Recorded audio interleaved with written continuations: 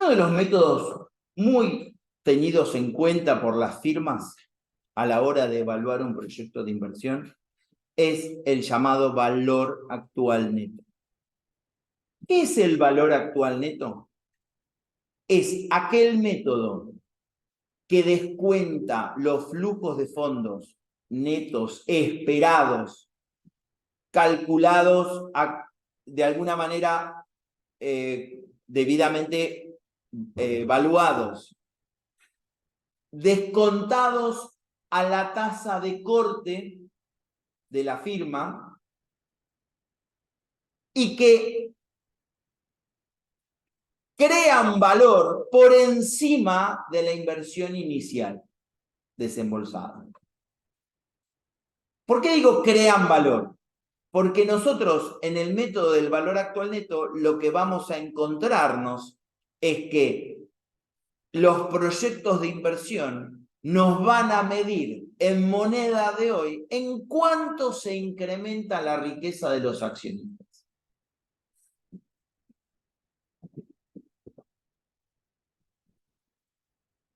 Fíjense que la definición que yo acabo de dar no es la que está acá y dice acá. La definición que está acá, de alguna manera, refleja lo que se escribe en la fórmula.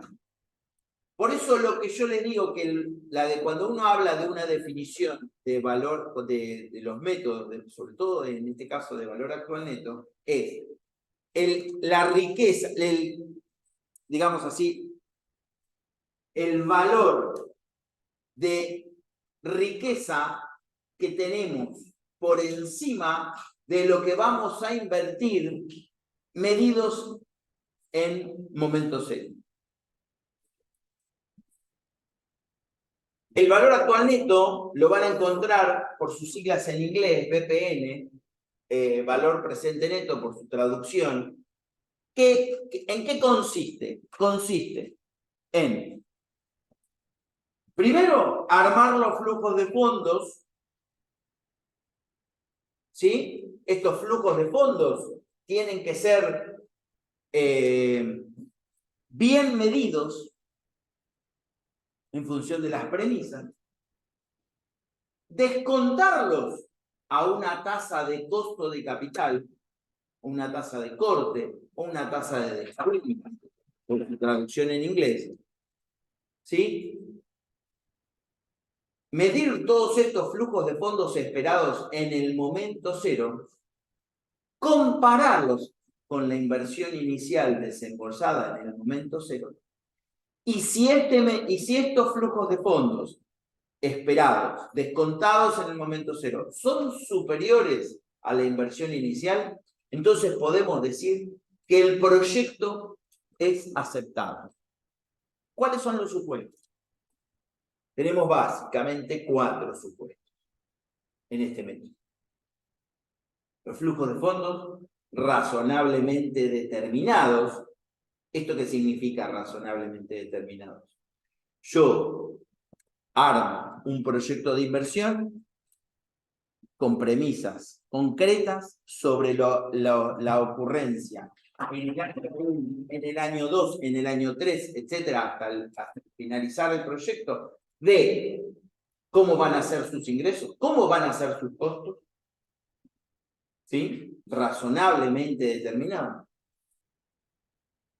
La tasa de corte, que para nosotros, como es introductorio, ustedes es la primera vez que ven este método, nosotros la vamos a ir siempre a dar como dato, pero que nunca es un dato y es muy complicado de determinar cuál es la tasa de corte que voy a aplicar a determinado proyecto. Esa tasa de corte básicamente tiene que estar influenciada por el riesgo de ese proyecto.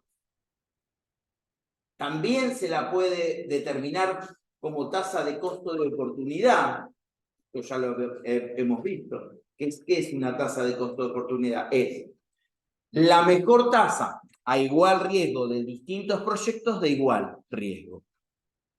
No sé si repetí igual riesgo, pero lo hago para que ustedes tengan en cuenta que los proyectos que yo voy a comparar tienen que tener el riesgo similar. ¿Esto qué significa? Por ejemplo, yo tengo una empresa metalúrgica. ¿Está bien? Una empresa metalúrgica. Voy a invertir en una rama metalúrgica, tubos sin costura, por ejemplo.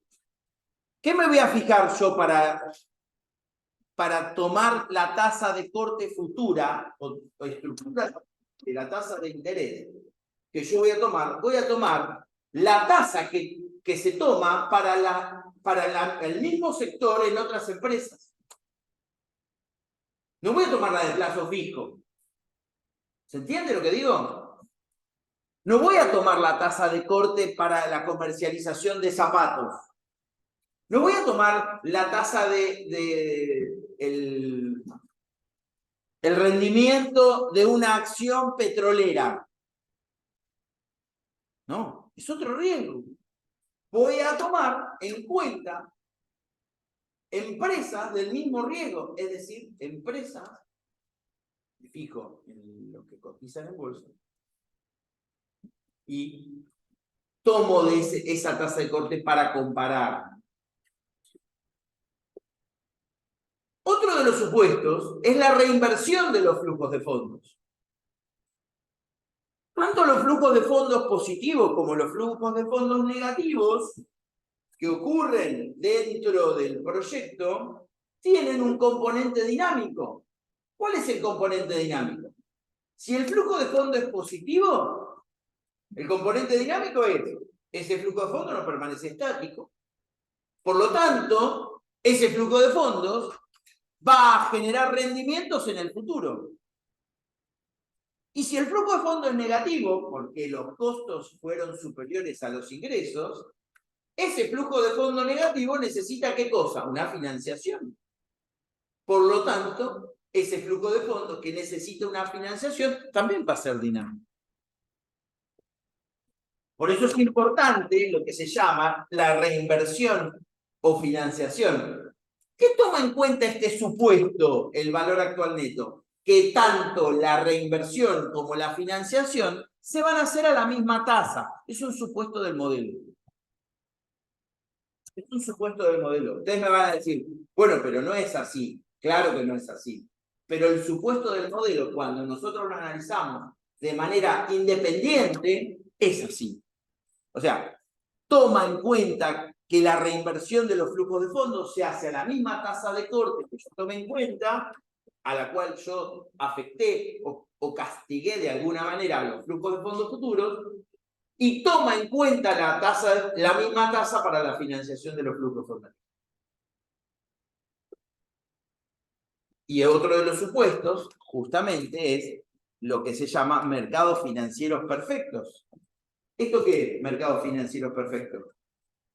Que básicamente hay libre oferta y demanda de flujo de dinero, que los valores se presumen conocidos perfectamente por todos los sujetos, que hay libre entrada y salida de sujetos, ¿sí? Algo que hace que el modelo permita analizar este proyecto de inversión. Y después tenemos un condicionante muy importante a la hora de explicar este método. ¿Cuál es ese condicionante? El condicionante es que una vez que yo, tomando todos los supuestos, analizando el proyecto del proyecto de inversión, me dio valor actual neto positivo, lo pongo en marcha, el proyecto de inversión es irreversible. O sea, hay irreversibilidad en la decisión tomada. Cuando estamos en este, digamos así, paso, donde ya tomamos la decisión, generalmente no la tomamos nosotros, la toma el empresario, la gente que toma decisión dentro de una firma. Nosotros no tomamos decisión, nosotros asesoramos. El que toma decisiones es el que se hace responsable por esa decisión. existe un capítulo que es, ¿qué cosa? Teoría de opciones reales. ¿Por qué? Porque todo lo que nosotros vamos a analizar a la hora de construir un proyecto de inversión va a servir como base presupuestaria para medir los desvíos cuando empiece la decisión a tomarse en términos reales. ¿Esto qué es? Si nosotros dijimos que en el año 1 íbamos a vender 1000 unidades a 100 pesos cada unidad, y la realidad después de que terminó el año 1 fue que vendimos 500 unidades a 50 pesos porque no teníamos, le erramos a algo, le erramos a la razonabilidad de la información. Le erramos, claramente. Podemos tener un desvío de más o menos 5%. Un desvío de más o menos 5% es un desvío razonable, pero cuando ya el desvío es importante, o sea, le erramos tanto al precio como a la cantidad que vamos a vender, nosotros tenemos que aplicar, ¿qué cosa? Opciones reales, porque en este caso ya la decisión está tomada y el proyecto está en marcha. ¿Qué pasa en el año 2? O sea, ¿el año 2 va a ser de acuerdo a lo que nosotros tomamos o no? Entonces empezamos a ver opciones. ¿Qué son opciones reales? Cambios en el proyecto y cambios en lo que es el feedback de la evaluación del proyecto.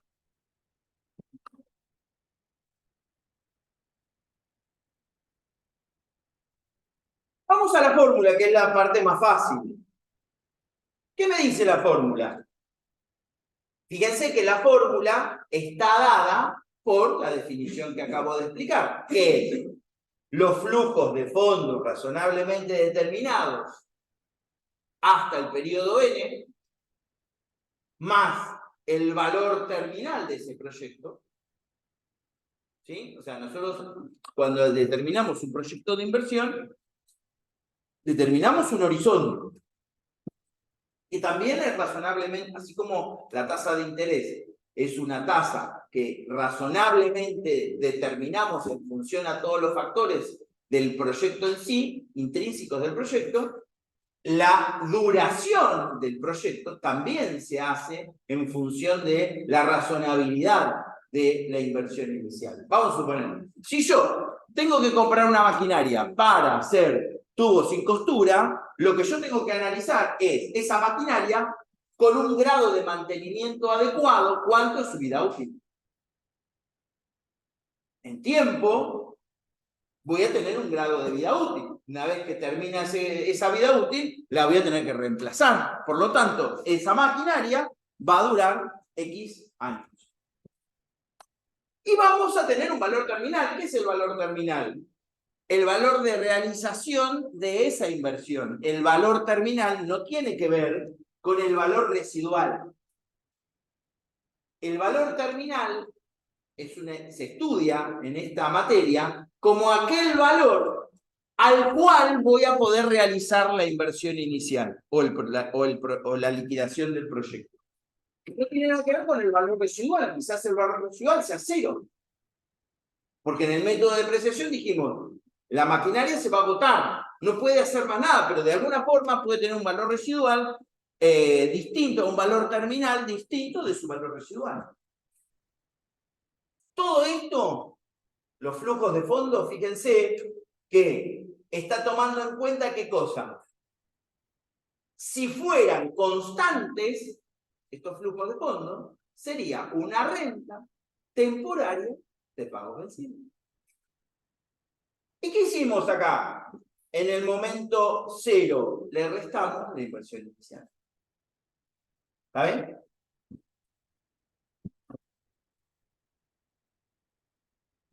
Acá es donde entramos a lo que es esta tasa de corte. ¿Sí? Esto ya ya lo repetimos y lo volvemos a repetir ahora. La tasa de corte tiene que hacer. Fíjense que en los libros de inglés ustedes lo van a encontrar como discount rate, que es tasa de descuento. Pero ¿qué no quiere decir que es la tasa de descuento como nosotros la utilizamos en la equivalencia de tasas? No, es la tasa a la cual castigamos los flujos de fondos. Descontamos esos flujos de fondos. Pero fíjense que la tasa es una tasa vencida. ¿Sí? Cuando nosotros vemos la fórmula, tomamos una tasa vencida. Y por supuesto que la tasa a la cual vamos a tomar y a castigar los flujos de fondos futuros esperados es una tasa que consideramos el riesgo del proyecto y vamos a compararla o a tomarla de aquellos proyectos de riesgo similar.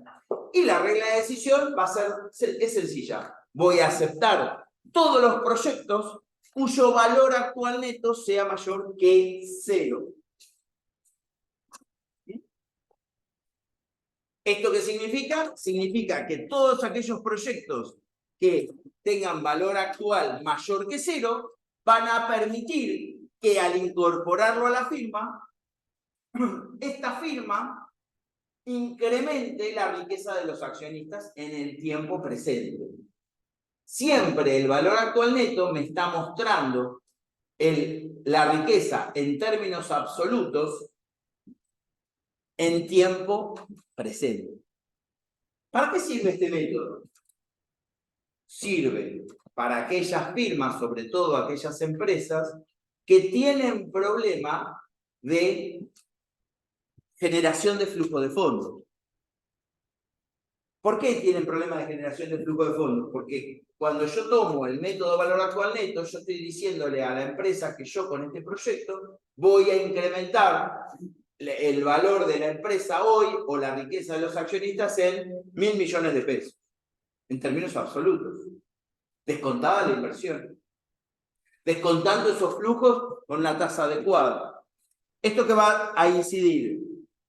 Una empresa que tiene problema de liquidez va a querer incorporar proyectos cuya liquidez hoy sea más alta. ¿Por qué? Porque de alguna manera estos proyectos me van a reflejar que la riqueza de los accionistas se va a maximizar en tiempo presente.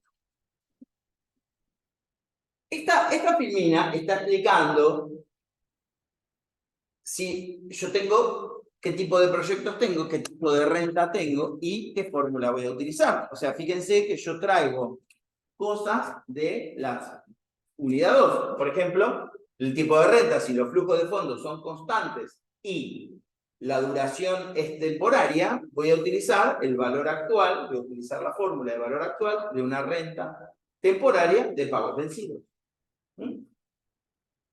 Y si la duración del proyecto es con costos capitalizables a perpetuidad, es decir, no tengo razonablemente una fecha de finalización del proyecto,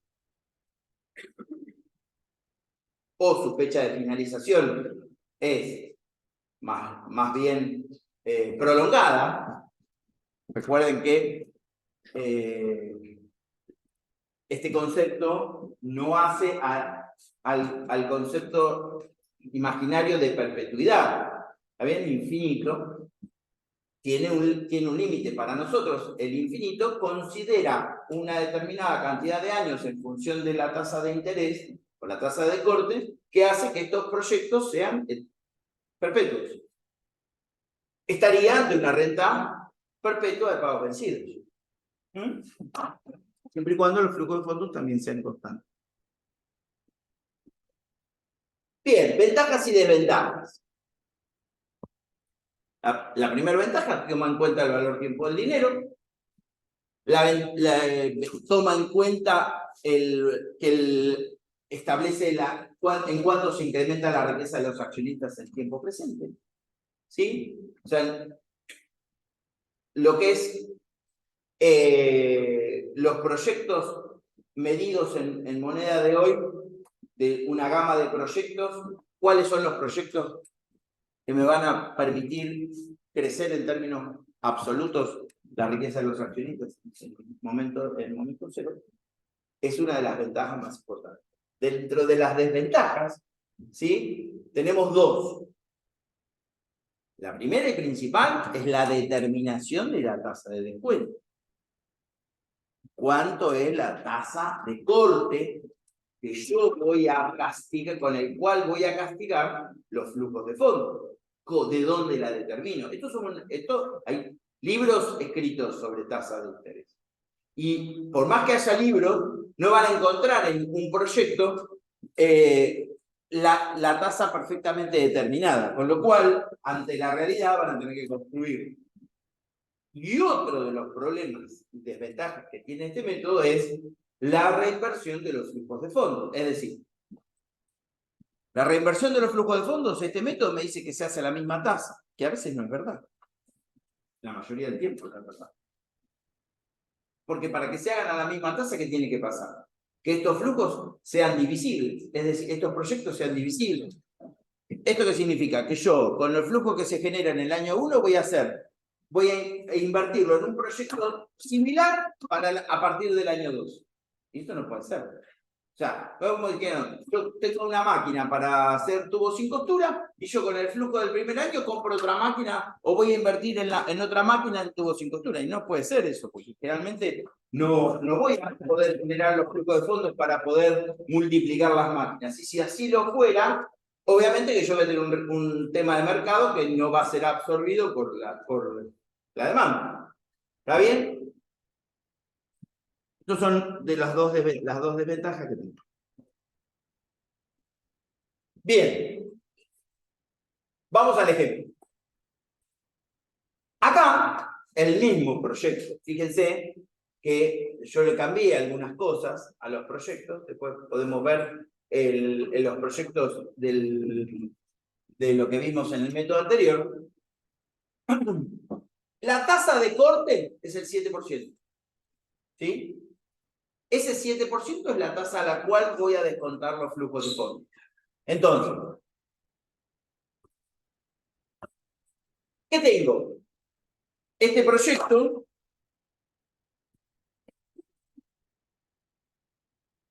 donde voy a descontar los flujos de fondos. ¿Puedo utilizar alguna de las fórmulas conocidas en este flujo de fondos? Tengo 8.000 en el primer año, 4.000 en el segundo y 5.000 en el tercero. ¿Renta variable? Sí. ¿Variable con alguna progresión? No. Por lo tanto, ¿qué voy a tener que hacer yo? Entonces, si se ve de ahí, voy a tener que descontar a la tasa del 7%,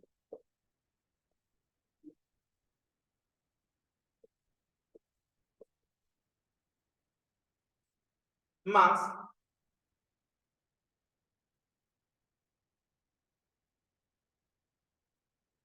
hasta acá.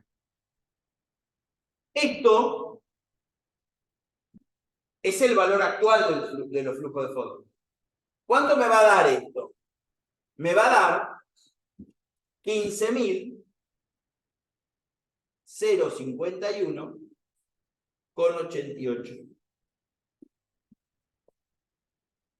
Fíjense que acá me dio 5.051. ¿Por qué me dio 5.051? Porque yo a este valor le resto, en realidad se lo sumo, a la inversión inicial, que es 10.000.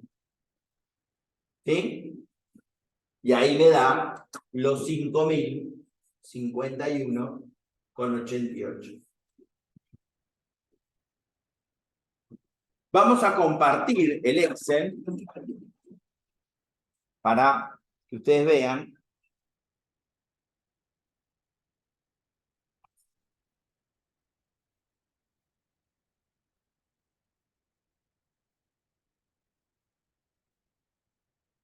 Fíjense, la fórmula, muy importante.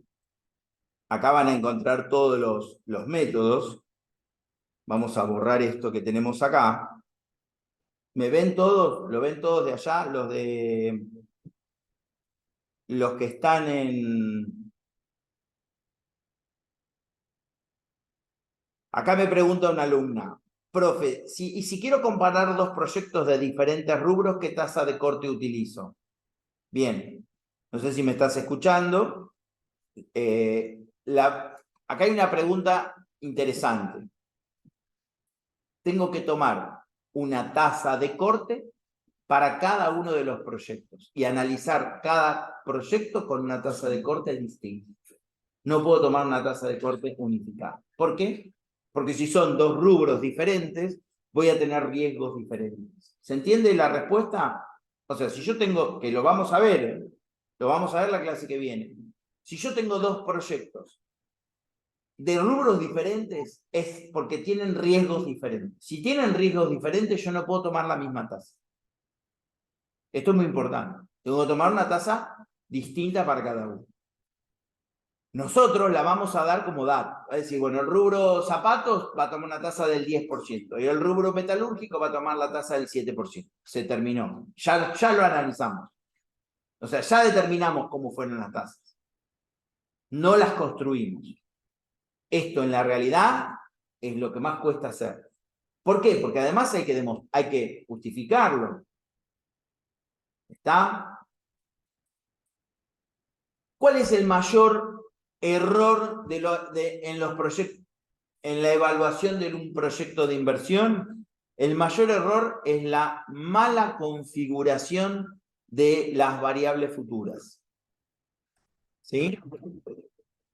La mala configuración que yo tengo de las variables futuras. Y la mala determinación de esa información. Eso hace que la mayoría de los proyectos sean desechados. O sea, los empresarios cuando ven el análisis también toman en cuenta las variables. ¿Qué dicen los empresarios? Capaz que no nos dan esa devolución. No dicen, no, esto no lo vamos a hacer, esto no lo vamos a hacer. Automáticamente tienen algo dentro de su expertise, que es la experiencia, o su visualización ante una realidad que dice, no está tomando en cuenta bien las variables. Terminamos, a ver, generalmente, ¿dónde se ve esto? Se ve, por ejemplo, en la construcción. Cuando se hace un proyecto civil, un proyecto constructivo de un edificio, de un puente, de algo, generalmente se toman en cuenta, además de otros métodos que vamos a ver más adelante, se toman en cuenta la proyección de esto. Justamente para qué? Primero para saber de cuánto va a ser la inversión en este proyecto y después si se va a poder recuperar o no.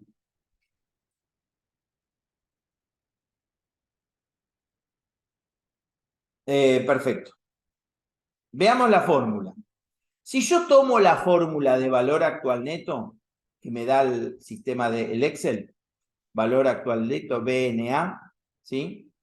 Fíjense que a mí me da, ¿ven todos ahí? ¿Ven ustedes? ¿Lo ven? La fórmula, ¿se ve? Fíjense que tengo los argumentos, ¿sí?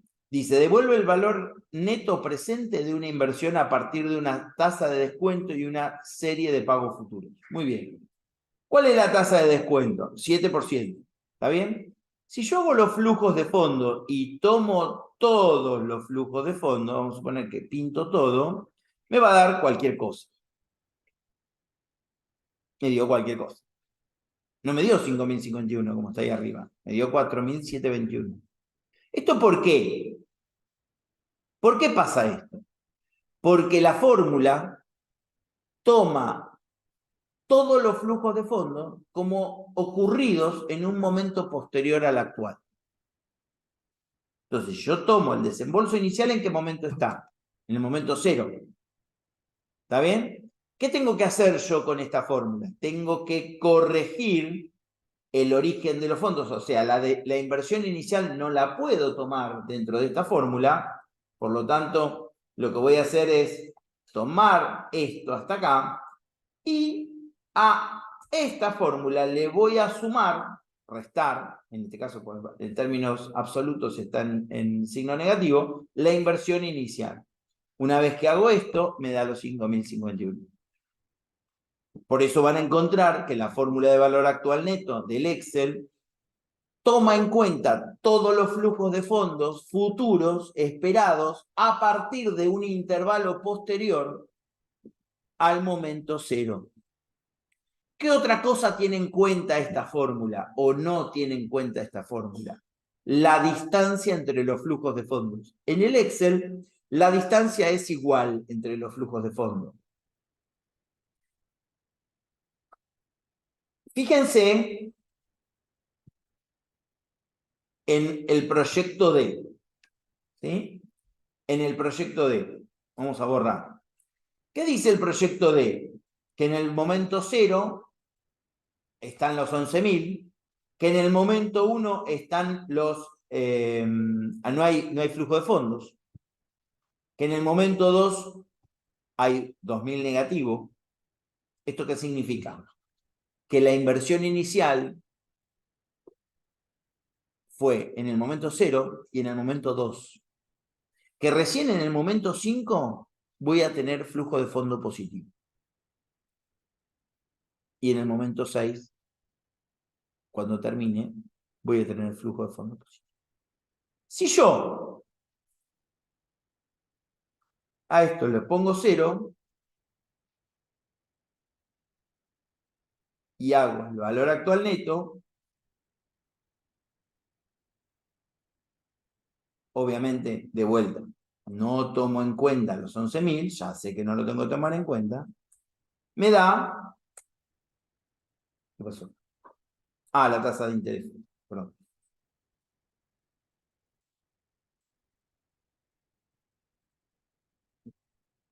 La tasa de interés es 0,7.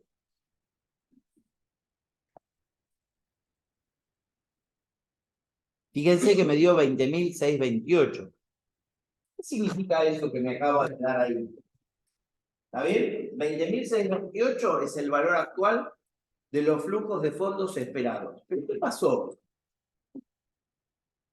Lo que pasó es que como yo le saqué a las celdas el valor 0, asumí y le dije al sistema que esas celdas no hay que tenerlas en cuenta, que no existen eso, no hay tiempo en ese punto. Los flujos de fondos, en este momento, ¿sí? No hay que tenerlo en cuenta. Si yo le cambio y le pongo 0, fíjense cómo va cambiando la fórmula, donde va asumiendo que en esas celdas existe un momento del tiempo donde el flujo de fondo es 0. Por supuesto que, de vuelta, lo que tengo que hacer es restarle la inversión inicial. ¿Se ve esto? ¿Esto por qué lo hago y por qué se los explico? Porque ustedes todos tienen computadora y esto lo van a resolver, además en el pizarrón, lo van a resolver en sus computadoras. Entonces, ¿cómo funcionaría esto en esto? Vamos a sacar acá, vamos a borrar esto que tenemos acá, y lo que decimos es, en el momento 0, en el momento 1, el flujo de fondo es 0. En el momento 2, tengo un flujo de fondo negativo.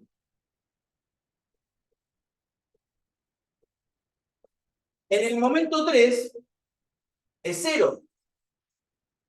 Esto que estoy escribiendo después no lo van a escribir ustedes.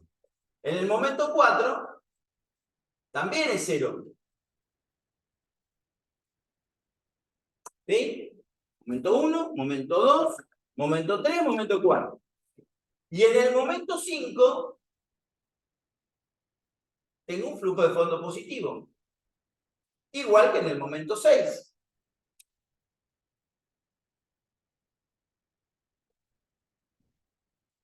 ¿Está bien? Esto les va a dar los 16.617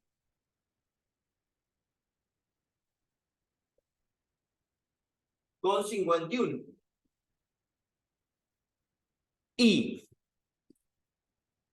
le van a restar la inversión inicial para que les quede los 6.000, perdón, los 5.617 con 51. Entre la inversión A y la inversión C, perdón, la inversión D, que es este caso, ¿sí? Entre la inversión A y la inversión D, que son parecidas en su valor actual neto, y también son parecidas la inversión inicial. ¿Por cuál de las dos me voy a orientar? En principio, siguiendo el criterio del valor actual neto, tomo en cuenta la que tiene mayor valor actual neto. ¿Está bien? Pero hay una cosa que yo tengo que tener en cuenta. Yo tengo los 11.000, tengo los 10.000. Ahí es donde entra a tallar la financiación ajena. En principio, la mejor inversión es la D. ¿Qué tengo que tener en cuenta para analizar una y la otra? Primero, si la empresa cuenta con recursos suficientes para poder invertir estos dos flujos de fondo negativos y poder esperar hasta el momento 5. ¿Sí? En el proyecto A, los flujos de fondos comienzan a impactar a partir del año 1. ¿Sí? Entonces, si ustedes me dicen, depende de la empresa, yo que me digo, ¿cuál invierto? ¿A o D? Y en principio D, pero depende de la empresa. Entonces, ¿qué condiciones tengo que ver de la empresa? La empresa está en condiciones financieras de llevar a cabo el proyecto D. ¿Esto qué significa? ¿Puede invertir estos dos flujos de fondos y esperar hasta el año 5? ¿O no? Y no, tenemos un problema de caja, entonces vamos al proyecto A. Y pero el proyecto A no nos da mayor riqueza, sí, pero te la dan en 3 años, mientras que en este tenés que esperar 5. O sea, recién en el año 6 vas a tener un flujo de fondos importante. ¿Se entiende esto?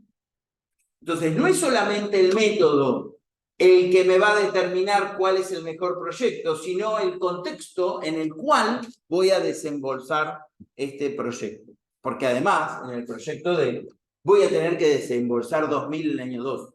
Y no voy a ver flujo de fondo positivo hasta el año 5.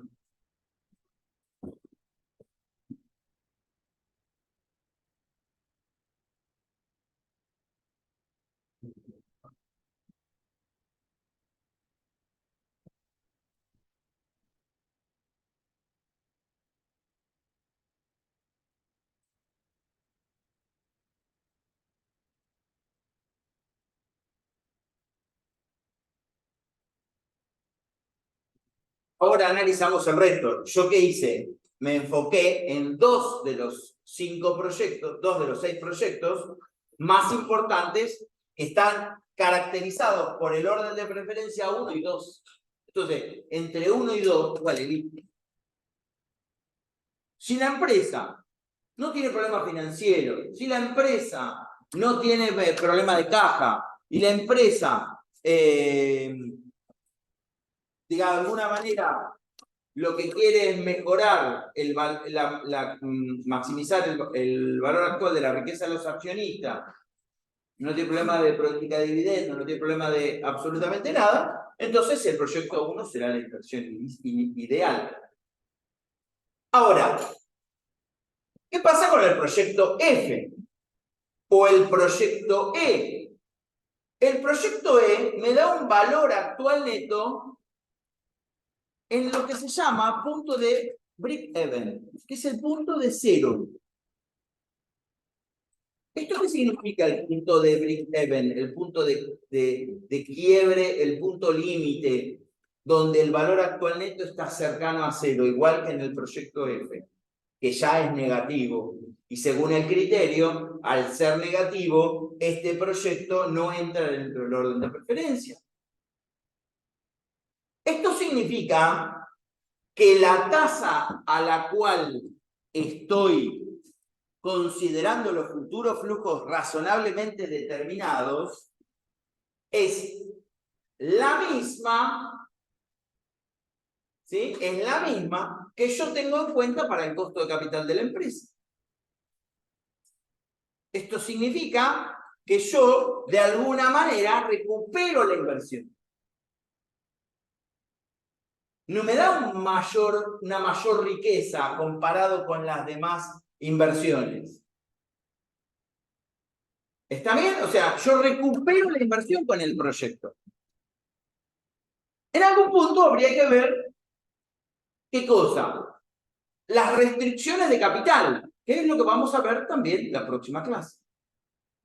Que también es importante. ¿Esto qué significa? ¿Puedo hacer el proyecto A y el proyecto E? Y si tenés 14.000 pesos en este caso para invertir, podés hacer los dos. Porque el proyecto E es un proyecto de consolidación de el capital de trabajo de la empresa. Por lo tanto, está bien que me dé cerca del punto del break-even. No me interesa tanto maximizar el valor actual de los accionistas, sino que me interesa es seguir en este ritmo de capital de trabajo que tengo. Pero mientras tanto, el proyecto A sí me da un mayor valor actual porque es una nueva línea, etc. Ahí es donde vamos a la restricción de capital. Yo no puedo hacer los 6 proyectos. Tengo que elegir en función. Porque imagínense que estoy hablando de 14.000 pesos, pero imaginen que estos sean miles de millones de pesos. Que yo tenga una fábrica, como por ejemplo Aluar o algún frigorífico como Gorina, son fábricas importantes acá en la región, obviamente que están hablando de miles de millones de pesos. Entonces ahí sí, además de la restricción de capital, la restricción de espacio y el resto de recursos. Esto tengo que tener en cuenta. Por lo tanto, no voy a poder llevar a cabo todos los proyectos que yo quiero. Para esto es este estudio. Pero analizo y el proyecto F claramente lo desecho. Desde el punto de vista del criterio, ¿sí? El proyecto F no tiene ninguna razón de existir porque justamente no me mejora el negocio, no me maximiza el valor actual de la riqueza de los acciones.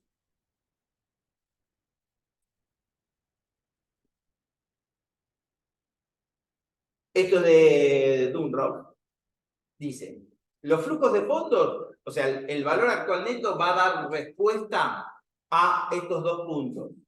Evaluamos los proyectos, evaluamos el proyecto individualmente y vemos que ante un proyecto simple, ¿qué es un proyecto simple? Dijimos la clase pasada, un proyecto simple es una inversión inicial negativa y los flujos de fondos futuros positivos. Va a ser decreciente en función de ¿qué? De que aumente la tasa de corte. A medida que aumenta la tasa de corte, la curva del valor actual neto va a ir disminuyendo. ¿Está bien? A medida que aumenta la tasa de corte, el valor actual neto se va hasta este punto, que vamos a ver de qué se trata, y que pueda ser también negativo. ¿Está bien? Proyecto simple, proyecto no simple. El proyecto A es un proyecto simple. Recordemos proyecto puro, proyecto impuro. Proyecto puro es cuando no tiene en cuenta la financiación. Proyecto impuro, pero no puro, cuando tiene en cuenta financiación. Acá no lo analizamos, sino simple, no simple. Este es un proyecto simple. El B es un proyecto simple. El C es un proyecto simple. El D no es un proyecto simple. En realidad podría ser considerado simple porque hay un solo cambio de signo. El cambio de signo es en este punto. ¿Está bien? Este proyecto D se consideraría simple porque hay un cambio de signo a partir del flujo de fondo 5. Proyecto E simple, proyecto F simple. ¿Dónde no sería simple este proyecto? Por ejemplo, en el proyecto B, si yo tuviera un cambio de signo en el flujo de fondos 3, por ejemplo. Vamos a revisarlo, vamos a hacer el ejercicio con nuestra filmina. ¿Por qué digo que el proyecto D es un proyecto simple? Porque dijimos que un proyecto simple es cuando hay un solo cambio de signo. ¿Qué pasa en el proyecto D? El cambio de signo ocurre en el momento 5. Hay un solo cambio de signo. Lo que vemos en el proyecto D es que la inversión inicial se divide en dos. ¿Está bien? En el momento 0 y en el momento 2. Ese desembolso negativo me está indicando que es parte de la inversión inicial. Vamos a ver cómo sería un proyecto no simple y cómo nos daría. Vamos a suponer que en el flujo de fondos 3, yo tengo que invertir 2.000. Fíjense cómo me cambia el valor actual neto. ¿Esto es un proyecto de fondos así como está dado? Lo cambiamos a no simple. Hicimos un cambio de flujo de fondos, un cambio de signo, de 0 a 1 y de 2 a 3. O sea, en el momento 3 hay una inversión inicial. Perdón, hay una inversión. ¿Por qué dije inicial? Porque después cuando veamos otro método vamos a ver de qué se trata esto. Pero es una inversión, tengo que hacer una inversión. Por ejemplo, tengo que parar la máquina y hacer un mantenimiento importante haciéndole, no sé, lleva un mantenimiento de tiempo importante que me va a permitir, ¿qué cosa? No me va a permitir generar producto, por lo tanto no voy a poder generar ingresos, ¿se entiende? Y voy a tener que llevar costos para esta máquina. Por lo tanto, en el año 3 tengo este flujo de fondos que es negativo. Cuando es un flujo de fondos negativo, considera que es parte de la inversión, es parte de la inversión. ¿Para qué? Para que pueda generar flujos de fondos en los años sucesivos.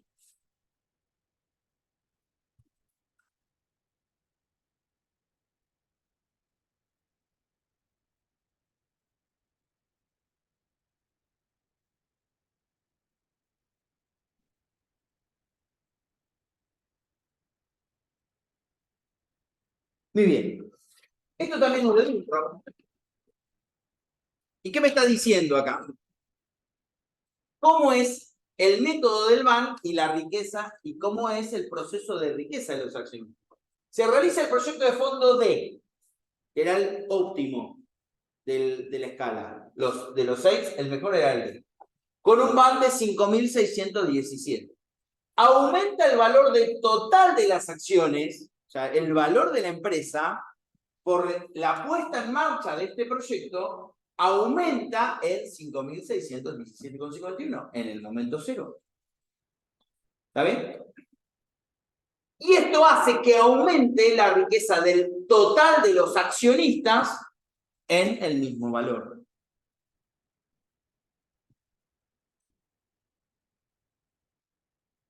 ¿Qué es lo que tienen que tener en cuenta a la hora de invertir en acciones de empresas?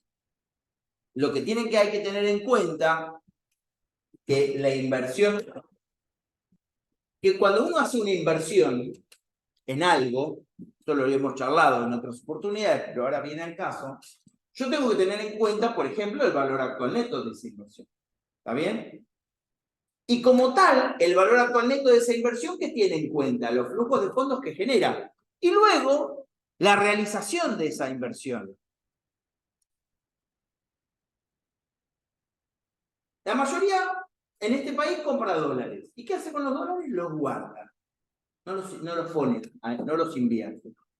Por determinadas características y personalidades y, obviamente, aversión al riesgo de los sujetos que invierten. ¿Cuál es el flujo de fondos que genera esa inversión en dólares? 0. Compro, lo guardo y lo tengo guardado. ¿Sí? No tenés garantido no lo que te poner en en este país porque hablar a las víctimas sea así tenés que hablar de mal en la realidad que tenemos hoy, creo, ¿no? No sé si escucharon. Además de eso, tipo, tenés el tema de que hay un montón de gente que hace trabajos paralelos, que obviamente está mal, en negro, ya sea profesionales como no profesionales, para no llegar a ser responsables inscritos, para que en este país no les saquen mal la mitad del sueldo que ¿Qué edad tenés? yo tengo 21. No envejezcas tanto. Dejá que cuando tengas 58 o 55 vas a pensar. Sí, tienes razón, es parte por eso te digo, tenés 21, relájate que puede que esto en algún momento cambie. Es cierto lo que vos decís, lo que acaba de decir, lo vamos a repetir. ¿Por qué no se hacen este tipo de inversiones? Bueno, justamente por la inestabilidad tanto de los gobiernos como de los organismos de control y obviamente por el origen de los fondos. Pero siempre estamos hablando, por ejemplo, de actividades lícitas. Esto merece una inversión. Nosotros podemos invertir, por ejemplo, en colocar un búnker de droga. Eso no es una actividad lícita. ¿Se entiende lo que digo? O puedo invertir en la colocación de un puesto de ropa en la calle 7 o un puesto de tortillas, no sé de qué color, acá en la esquina. Es una actividad en negro, pero es lícita. ¿Se entienden? No es una actividad... ¿En qué se diferencia una inversión de otra? Una está penada por ley, es un delito federal, la venta de drogas. La otra no. O sea, no está penado por ley la venta de ropa o la elaboración de tortillas. Seguramente estoy pasando por alto varias reglamentaciones que hacen al comercio, que es, por ejemplo, la emisión de un ticket o la inscripción en un organismo. O, en el caso de las tortillas, tener la libreta sanitaria y está aprobada por los organismos de salubridad. No hay que ver. Pero me refiero a lo que yo voy es, esto es lo que dijo acá la alumna. El hecho de que cuando uno invierte, lo que busca es la generación de flujos de fondos en una inversión, además de la realización final de esa inversión. Si yo compro dólares y los guardo en una caja fuerte, ese flujo de fondos va a ser cero. Voy a preservar, ¿qué cosa? La devaluación de la moneda local, pero no me voy a preservar de la devaluación de la moneda de origen. La moneda de origen también tiene una devaluación. ¿Se entiende? O sea, todas las monedas hoy están expuestas a una devaluación. No me voy a exponer la devaluación de la moneda de origen va a seguir corriendo. Pero sí voy a tener la posibilidad de la realización de ese activo en el ámbito local para poder tener ese valor terminal. Compré dólares para comprar un auto en el 2025.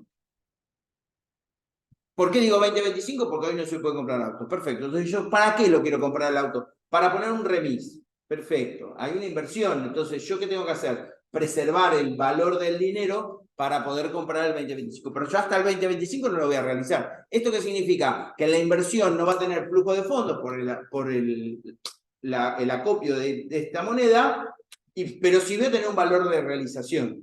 Igual también quiero Sí, sí. en los momentos donde hay crisis, como por ejemplo ahora, donde las propiedades están mucho más baratas, tenés una propiedad de $30.000 que lo que pones a pensar es barato dentro de lo que son las propiedades, obviamente, si yo voy a ir, bueno, ponemos que yo, pero, ¿qué pasa? Hay mucha gente que lo que hace es su hijo trabaja, entonces pone a nombre de ese hijo, en vez de ponerlo a nombre suyo, porque no le conviene, porque ya tiene tantas propiedades, para que no le siga recaudando esas propiedades, lo pone a nombre de su hijo y ese hijo, y así, son estrategias, no sé.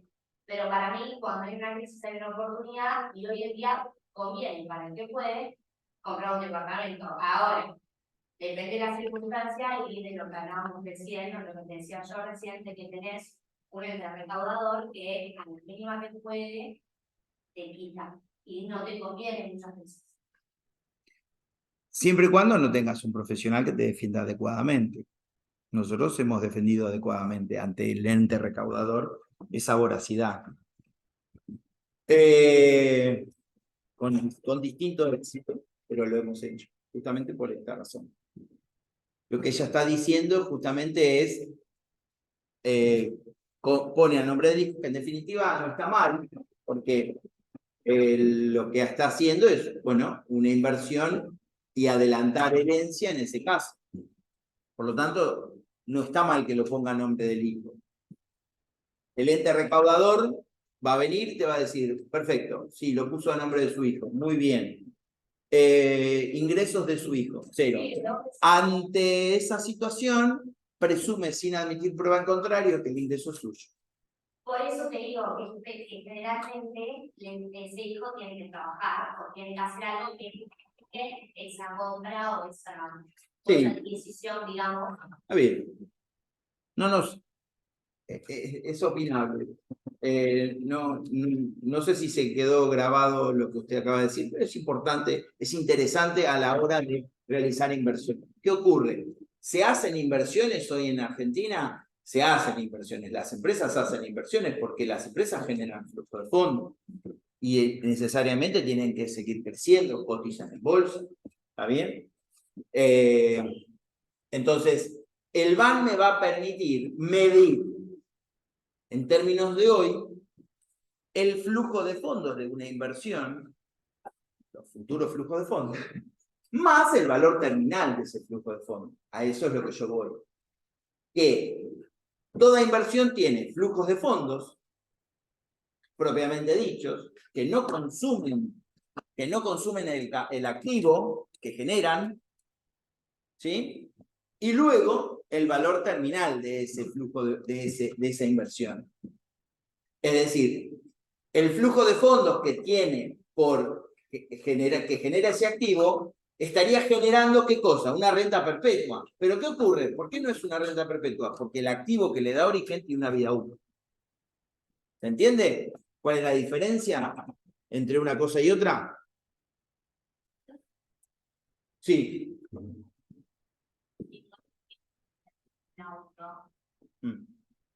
Los gastos de esta inversión, por el que podría ser mantenerlo, y los posibles ingresos de la inversión, o sea, cómo evalúas esa inversión, o sea, ¿le conviene hacerla o no?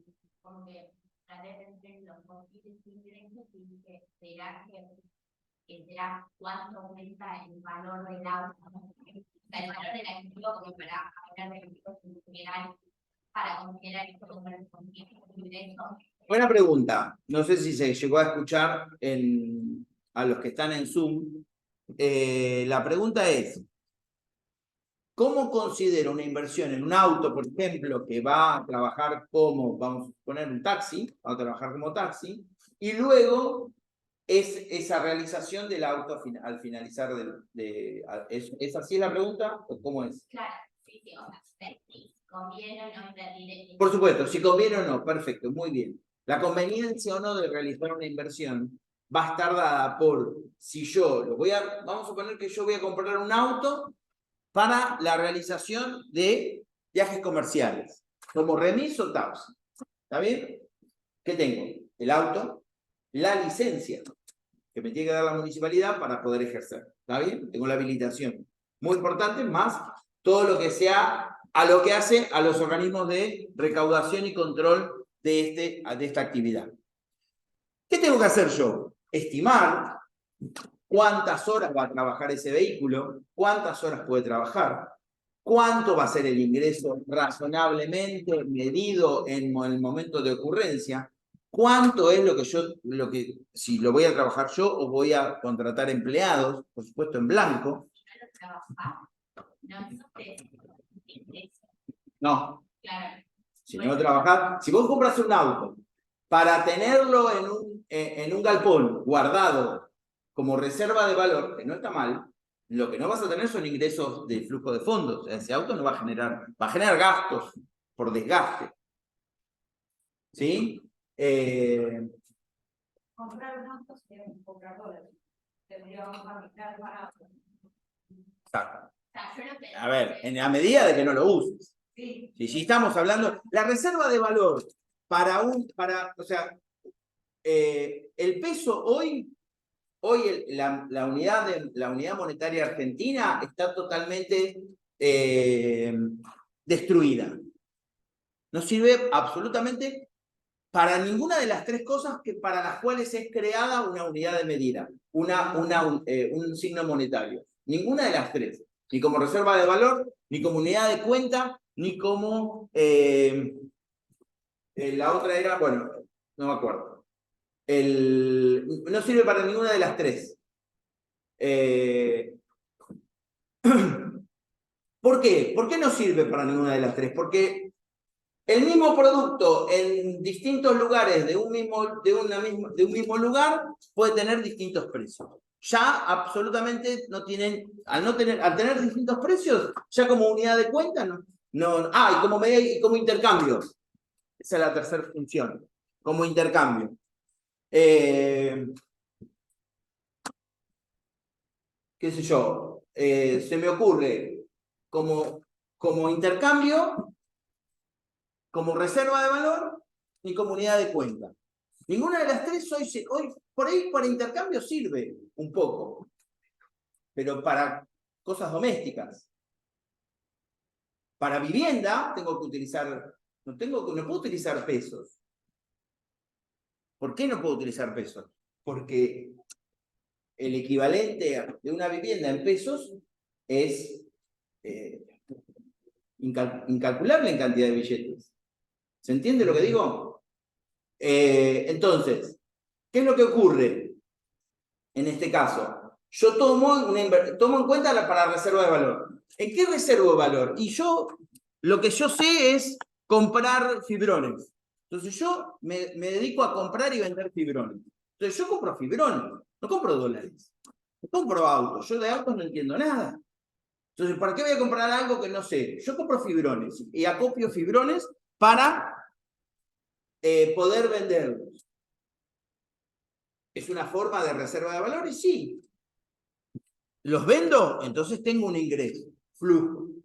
Los puedo reponer y ahí tengo que ver a cuánto lo vendo. Esto pasa en estos momentos cuando el signo monetario de un país como el nuestro en este momento está completamente destruido. Está destruido, totalmente destruido. ¿Sí? O sea, no es que hay que esperar la hiperinflación. Hiperinflación ya hay. O sea, que nosotros no midamos la hiperinflación como está pasando es otra cosa diferente. Pero si yo abro el índice de precio al consumidor y mido los distintos rubros, me voy a encontrar que el rubro que más utilizo, que es alimento, ha crecido un 400% este año. O sea, si yo mido la inflación, dice que creció un 80% y el rubro alimentos creció un 400%. Algo está mal. ¿Está bien? Otra de las cosas pasa por el desabastecimiento de la oferta, la desaparición de la oferta, como pasó hace unos días con el tema de combustible. ¿Está bien? Como pasa con muchas marcas en el mercado que tratan de sobrevivir, hay que sobrevivir, hay que pagar sueldos, hay que seguir. Esto hace que las inversiones no dejen de desaparecer, no desaparezcan, pero que sí sean muy dinámicas. Y por ahí el valor actual neto sea un método que no se tiene muy en cuenta. Vamos a seguir con la clase, no me quiero apartar del tema, con este ejercicio. El ejercicio es el trabajo práctico 8, el ejercicio 1 de la vieja guía. No sé si lo tienen, no sé si tienen la guía nueva de la práctica 8. ¿Tienen la guía nueva? ¿Les pasaron la guía nueva del práctico? Bárbaro, perfecto. El 7, ¿lo tienen? El de inversiones es el 7, ahora el número 7 se llama. Bien. Bueno, este es de la guía que se usó el año pasado. ¿Tienen por ahí el ejercicio? A ver, préstamelo para saber si ustedes lo tienen. Práctico 7. Bueno, es parecido, mirá. Sí. Fíjate, dice, una inversión cuyas características financieras son inversión inicial 1,5 millones. Sí, es la misma.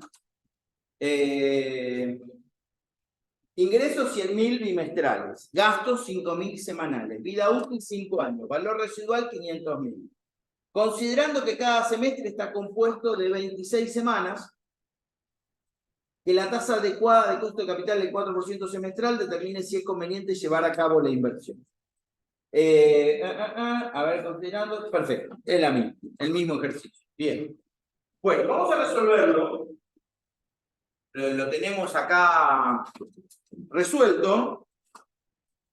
Los de Zoom lo pueden ver. ¿Estamos en esa filmina? ¿Sí? Utilicen el audio, no utilicen el... Bueno, igual hay 5 en Aula Zoom. Muy bien. ¿Qué es lo que tenemos? La tasa de costo de oportunidad. Voy a sentar así. Lo pueden ver. ¿Ven todos? ¿Ustedes ven ahí?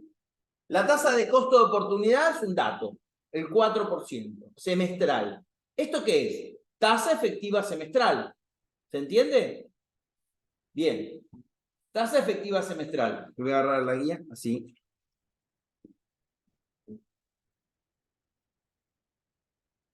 Tasa efectiva semestral. Son, cada semestre está compuesto por 26 semanas. Entonces, ¿qué tengo yo? Tengo ingresos bimestrales y gastos semanales. Entonces, si yo quiero hacer un proyecto de inversión en estos casos, sería complicado armarlo en función de cómo lo vamos a terminar viendo en esta materia a la hora de armar un flujo de fondos. ¿Por qué? Porque yo tengo gastos semanales y tengo ingresos bimestrales. Por lo tanto, tengo una serie de columnas muy importantes. Entonces, como son constantes, ¿qué dijimos de si son constantes? Podemos utilizar rentas. Entonces, vamos a utilizar rentas para resolver este problema. Entonces, primero que tenemos acá, que la tasa semestral es del 4%. ¿Esto qué significa? Que la tasa es una I 365 sobre 180. ¿Está bien? 0,04. ¿Qué tengo que buscar yo de esta tasa? Una tasa bimestral y una tasa semanal. Por lo tanto, de esta tasa, yo voy a buscar una tasa bimestral y una tasa semanal.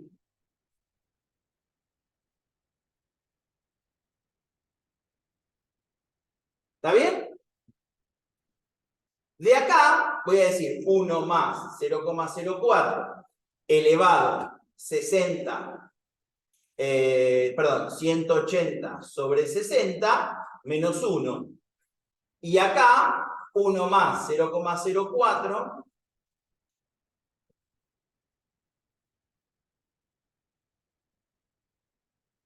perdón, 60 sobre 180. Y acá es 7 sobre 180. Menos 1. Así.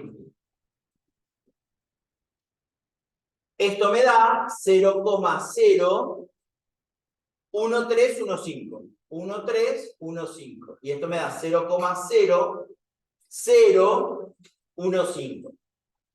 ¿Está bien? La tasa efectiva bimestral y la tasa efectiva semanal. Muy bien. ¿Cuánto dura el proyecto? 5 años. ¿Cuántos semestres son 5 años? 10 semestres. ¿Está bien? Bimestres son 30 bimestres. O sea, son 5 años por 6. ¿Está bien? Tengo 5 años por 6 bimestres. Cada uno son 30 bimestres. ¿Cuántas semanas son? Dijimos que dura 26 semanas cada semestre. En realidad yo podría hacer 52 semanas por 5. ¿Está bien? Y esto me da 260. ¿Está bien? ¿Me siguen? O sea, yo ya tengo segmentado el tiempo. Por otro lado, tengo semanas por semestre. Estos son datos. Tengo ingresos. ¿Cuál es el valor actual de los ingresos? Son ingresos bimestrales. Por lo tanto, son ingresos bimestrales. Mis ingresos van a ser el valor actual de los ingresos, va a ser 100.000 por un año de ¿cuántos bimestres? 30 bimestres a la tasa del 1,315. ¿Sabe? Esto me da un valor actual de ingresos de 2.465.430.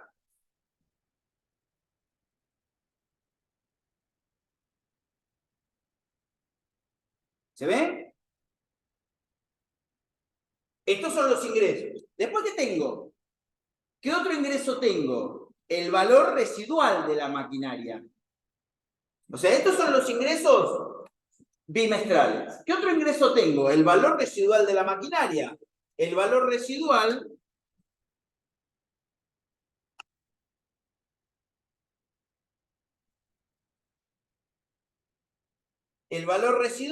son 500.000. ¿Está bien? ¿En qué momento tengo este valor residual? En el momento del último bimestre, al finalizar los 5 años. ¿Qué podría hacer yo acá? Sacar la tasa efectiva anual.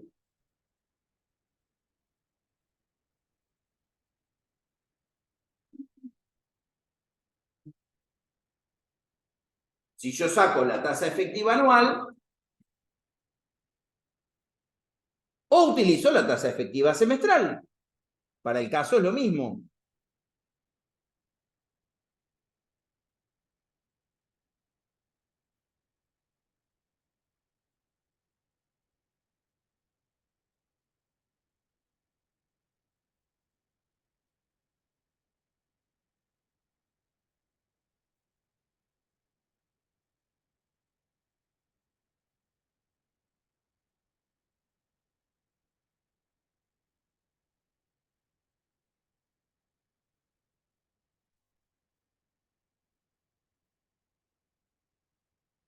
Estoy sacando la tasa efectiva semanal, saco la tasa efectiva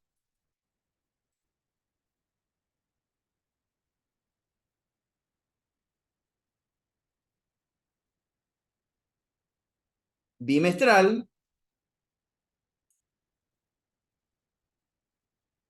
y saco la tasa efectiva anual.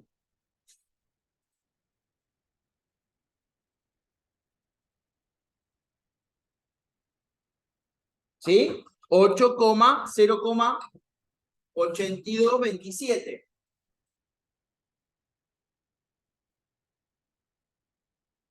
Entonces, ¿a esto qué hago? Lo multiplico, 82,27, 5 años. ¿Esto cuánto me da? Esto me da el valor residual de la, de la maquinaria, me da 337,782. Con 0,8. Entonces, el total de ingresos, esto, más esto, me da los 2.803.211.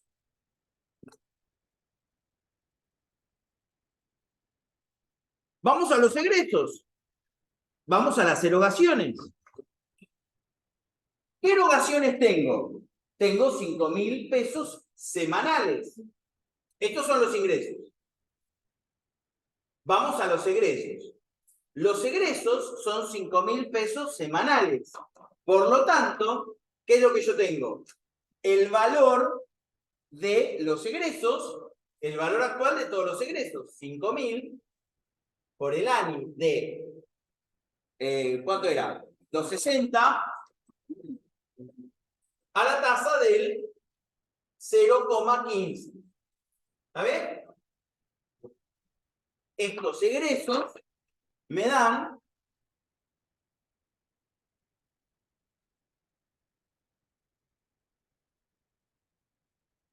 $1.074.556,05.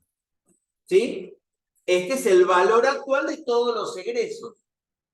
¿Qué otro egreso tengo? La inversión inicial de 1,5 millones. Por lo tanto, más la inversión inicial de 1,5 millones, El total de todos los egresos es 2.574.556,05. Contra los 2.803.211,64. Fíjense que los egresos totales, incluyendo la inversión inicial, son inferiores a los egresos son inferiores a los ingresos que yo tengo totales. La diferencia entre estos dos valores me da el valor actual del proyecto. O sea, la diferencia entre los 2.803.211,64 y los 2.574.566,05 me da 228.655,59. ¿Es un proyecto para llevar a cabo? Sí, es un proyecto para llevar a cabo. Fíjense, ¿por qué lo armamos así? Porque con esto empezamos a estudiar proyectos de inversión partiendo de la base de las rentas. ¿Está bien? No nos olvidamos de lo que nosotros hemos aprendido. Y resolvemos el ejercicio 1 del práctico 7.